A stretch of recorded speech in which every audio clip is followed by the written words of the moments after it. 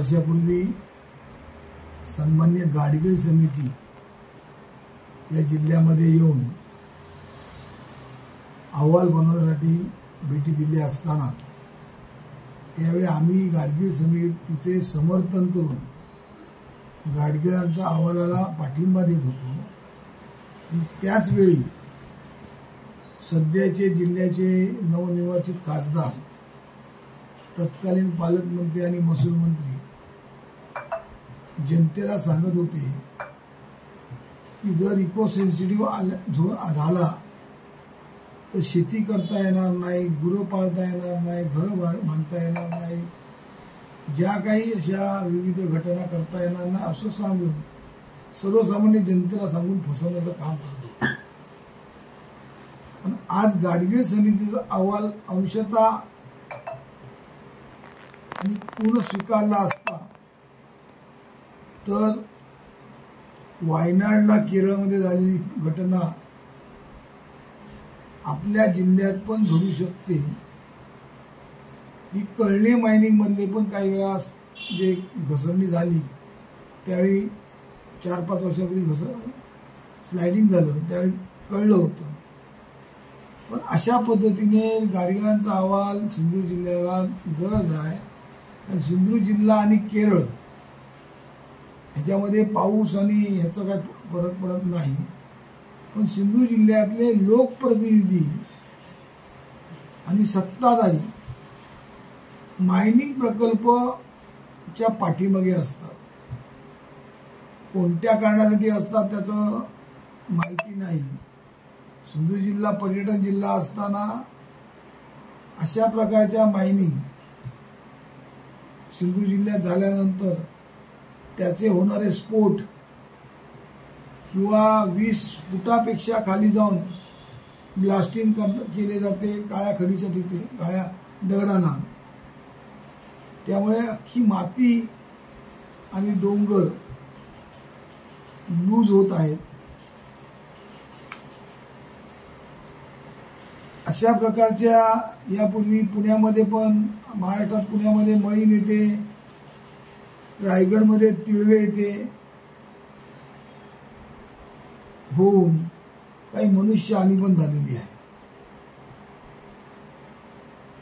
आज वायनाडच्या ढिगाऱ्याखाली 500 लोक मृत पावले आणि 270 लोक अजून असण्याची शक्यता वर्तवलेली आहे।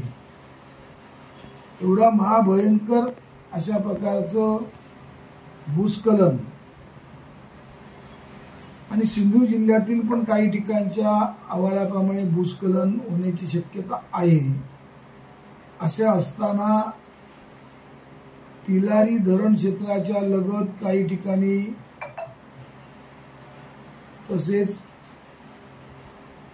मांगेली इथे पण त्यांनी काळ्या दगडाच्या ब्लास्टिंग करण्यासाठी प्रशासनाने परवानगी देऊन तसेच इन्सुली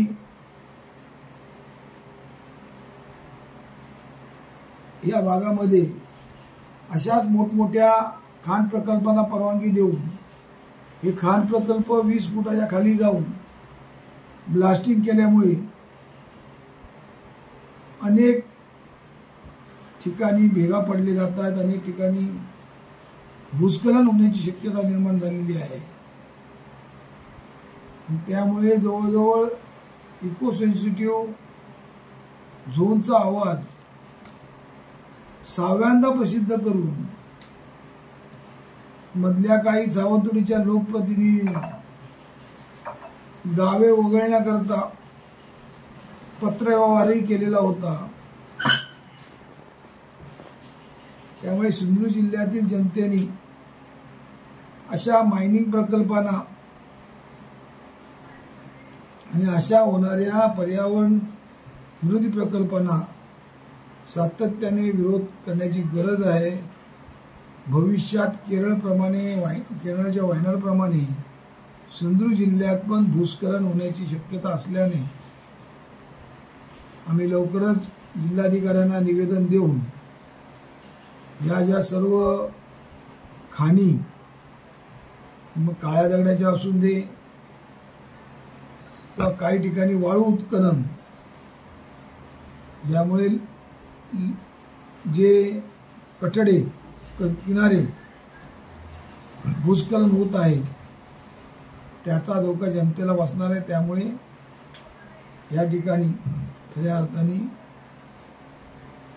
अशा प्रकारच्या खाणींच्या प्रकल्पाला देताना मग त्या सिलिका असून दे, वाळू खडी असून दे की चिरे असून दे, या सर्व खाणींना चा अहवाल घेऊन, पर्यावरणाचा अहवाल घेऊन